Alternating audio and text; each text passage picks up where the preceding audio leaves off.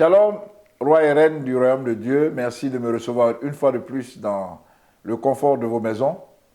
Nous allons traiter d'un thème très sérieux et très important aujourd'hui. La Bible déclare que le riche et le pauvre se rencontrent, c'est Dieu qui les a fait l'un et l'autre. Nous allons parler d'un thème très important et le titre de ce message de ce jour, c'est « Que le riche se glorifie de son humiliation ». Bien-aimés, nous allons tout de suite tourner nos Bibles dans le livre de Jacques, Jacques chapitre 1, versets 9 à 12. Jacques chapitre 1, versets 9 à 12. Que le frère de condition humble se glorifie de son élévation, que le riche au contraire se glorifie de son humiliation. Car il passera comme la fleur de l'herbe, le soleil s'est levé avec sa chaleur ardente, il a desséché l'herbe, sa fleur est tombée et la beauté de son aspect a disparu. Ainsi, le riche se flétrira dans ses entreprises. Heureux l'homme qui supporte patiemment la tentation, car après avoir été éprouvé, il recevra la couronne de vie que le Seigneur a promise à ceux qui l'aiment. Voici, bien-aimés, ces 4 versets que nous venons de lire qui feront l'objet principal de notre message de ce jour. Pour que, bien-aimé, tu comprennes avec moi ce que le Seigneur veut nous dire ici, je vais prendre 2 images. Je vais prendre l'homme de condition humble qui va représenter l'Afrique, par exemple, ou bien la Roumanie, ou bien les pays de l'Europe de l'Est, les pays dits pauvres. Et puis, le riche va être représenté aujourd'hui exceptionnellement par la France. Pour que nous puissions comprendre simplement ce que le Seigneur veut dire ici. Alors, dans ces versets que nous venons de lire, bien-aimés, il y a un principe que le Seigneur utilise chaque fois qu'il est en face d'un riche. D'un riche qui se remet en cause, d'un riche qui a besoin de la garantie de Dieu, de l'amour de Dieu. Imaginez et voyons ensemble plutôt l'histoire de ce jeune riche qui est venu voir Jésus en Marc chapitre 10, verset 21, pour lui demander qu'est-ce qu'il doit faire pour hériter la vie éternelle. Et Jésus lui a répondu. Jésus lui a répondu, pardon. Jésus, l'ayant regardé au verset 21, l'aima et lui dit. Ici, quand Jésus aime un riche, ce qu'il dit au riche est différent de ce que Jésus dit à un pauvre quand il l'aime.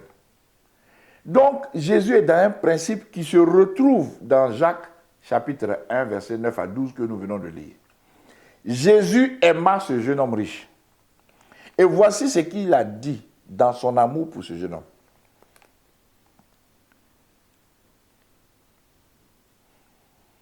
Va, vends tout ce que tu as, donne-le aux pauvres, et tu auras un trésor dans le ciel, puis viens et suis-moi.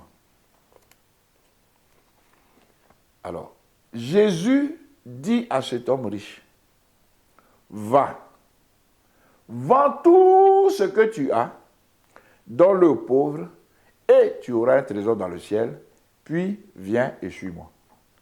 Voici le principe, la communication que Jésus a généralement avec les riches.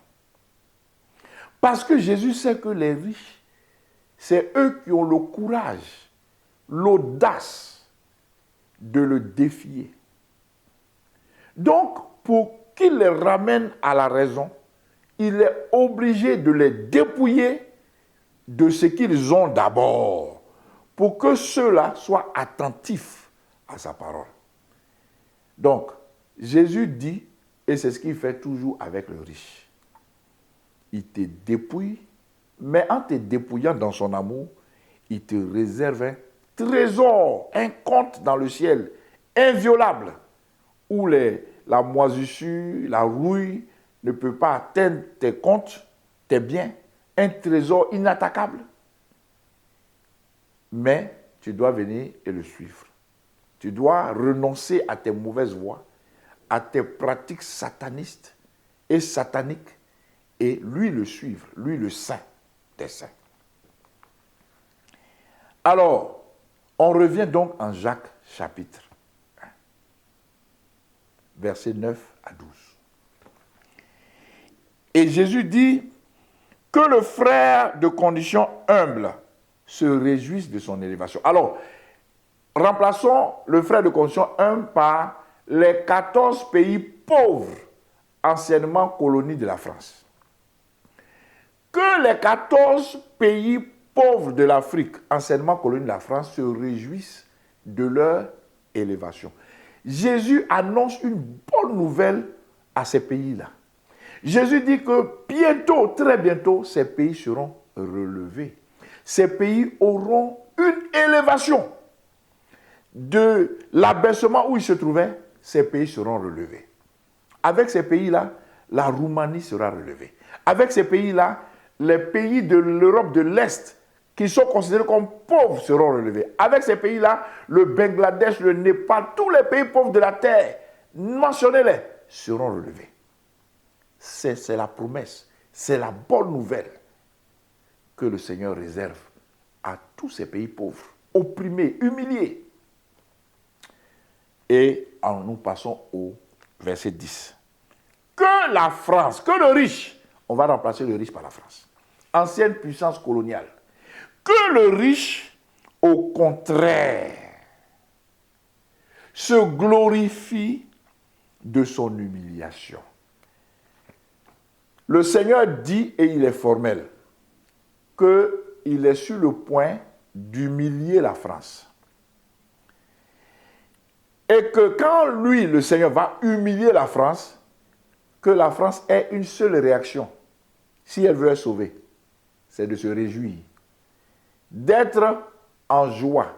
Que le riche, au contraire, que la France, au contraire, se glorifie de son humiliation. Dieu, qui a déjà commencé l'humiliation de la France, va continuer ce processus et de manière fracassante. Mais comme le Seigneur aime la France, le Seigneur lui donne ce message aujourd'hui pour que la France se prépare à se réjouir de son humiliation. Pour que la France se mette dans les conditions d'être heureuse, de se glorifier. Et puis moi aussi j'ai été humilié. De se réjouir, de se glorifier de son humiliation. La France a déjà été humiliée en Centrafrique, où le président centrafricain s'est débarrassé de la puissance française et il a fait entrer les Russes. Les Russes ont sécurisé le pays, ce que la France n'a pas pu faire depuis des années, des siècles même peut-être. La France est en train d'être humiliée au Mali. Et la France sera humiliée dans tous les pays africains, ses anciennes colonies. La France va perdre sa place au Conseil de sécurité de l'ONU. La France sera parmi les pays les plus pauvres de l'Europe. Et si la France ne veut pas se glorifier de son humiliation, la France va bientôt connaître un coup d'État en France. Ce n'est pas moi qui le dis, ce sont les généraux français qui l'ont déjà menacé de coup d'État. La France peut entraîner même l'Europe dans une crise. Ça, le Seigneur l'a déclaré. Et le Seigneur donne le remède à la France. Le Seigneur dit à la France, France, écoute la voix de mon serviteur, je vais t'humilier et je te demande, je te commande de te glorifier, de te réjouir de ton humiliation. Alors, quand la France va le faire, qu'est-ce qui va se passer? Mais avant cela, laissez-moi vous expliquer quelque chose. Quand l'Allemagne a été humiliée par le Seigneur, lors de la Deuxième Guerre mondiale, elle a tout perdu, elle a perdu ses anciennes colonies, elle a tout perdu, elle était mise au bord des nations, accusée, rejetée de toutes parts. L'Allemagne s'est glorifiée de son humiliation. L'Allemagne s'est tournée vers Dieu et Dieu lui a donné une inspiration. Aujourd'hui, l'Allemagne est devenue la première puissance économique de l'Europe. C'est ce que Dieu veut faire avec la France. Dieu ne veut pas que la France vive de mendicité en Afrique. Dieu ne veut pas que la France vive de cruauté, d'assassinat, qu'elle appelle terrorisme déguisé en Afrique. Dieu veut que la France tienne debout, comme en ce moment la Roumanie est en train de plier sous le poids de la pauvreté, mais est digne.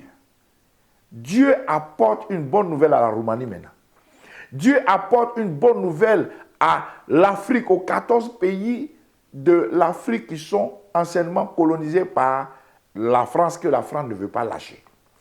Dieu vous dit que vous serez élevés. Glorifiez-vous de votre élévation. Mais toi, la France, je vais t'humilier et glorifie-toi de ton humiliation. Glorifie-toi de ton humiliation. Et si tu obéis à ma voix, moi l'Éternel Dieu, voici ce que je ferai pour toi. Au verset 11, je continue. Et verset 10, je continue le verset 10. Que le riche, au contraire, que la France donc, se glorifie de son humiliation, car il passera, donc la France passera, comme la fleur de l'herbe, le soleil s'est levé avec sa chaleur. Ce soleil qui s'est levé à sa chaleur, là, c'est Dieu qui s'élève, qui prend la décision de frapper la France à sa chaleur ardente, et il a desséché l'herbe, sa fleur est tombée, et la beauté de son aspect a disparu. Ainsi, le riche, donc la France, se flétrira dans ses entreprises. Dieu dit que le riche, la France, va se flétrir dans ses entreprises. Tout ce que la France est en train de faire, prendre l'OTAN pour venir attaquer le Mali, attaquer la Côte d'Ivoire, attaquer les pays de l'Afrique francophone, anciennement ses colonies, pour les maintenir dans la néocolonisation, la Bible déclare, Dieu déclare que ces entreprises vont échouer au nom de Jésus. Donc, heureux l'homme qui supporte patiemment la tentation. Ça n'a pas été facile pour l'Allemagne, cette traversée du désert. Elle a supporté patiemment cette tentation, cette épreuve. La France sera heureuse si elle supporte patiemment cette épreuve, cette tentation. Et la Bible déclare, car après avoir été éprouvé, le Seigneur sait que c'est une épreuve qu'il envoie à la France. Déjà, il y a les gilets jaunes qui sont en embuscade. Le fonds social est en ébullition en France. Les généraux veulent faire un coup d'État. L'Afrique échappe à la France. La France, le soleil a commencé à briller de son éclat. Les entreprises de la France ont flétri. La France est tombée aux yeux de Dieu. Et le Seigneur dit, car après avoir été éprouvé, il recevra la couronne de vie que le Seigneur a promise à ceux qui l'aiment. La France doit se tourner vers Dieu, aimer Dieu, et ainsi la France aura cette couronne de vie qui va faire qu'elle va tenir elle-même comme une personne adulte sans demander à l'Afrique qui lui donne sans son accord, qui lui donne sans que l'Afrique ne veuille donner, mais que c'est les richesses qu'elle vole en Afrique, le Seigneur veut qu'elle arrête de voler et qu'elle respecte les Africains, et les Africains vont lui donner comme ils veulent, puisqu'ils sont généreux. France, tu entends la voix du Seigneur, prépare-toi à ton humiliation, glorifie-toi de ton humiliation, et le Seigneur va te relever en te donnant une couronne de vie. Que Dieu te bénisse. Amen.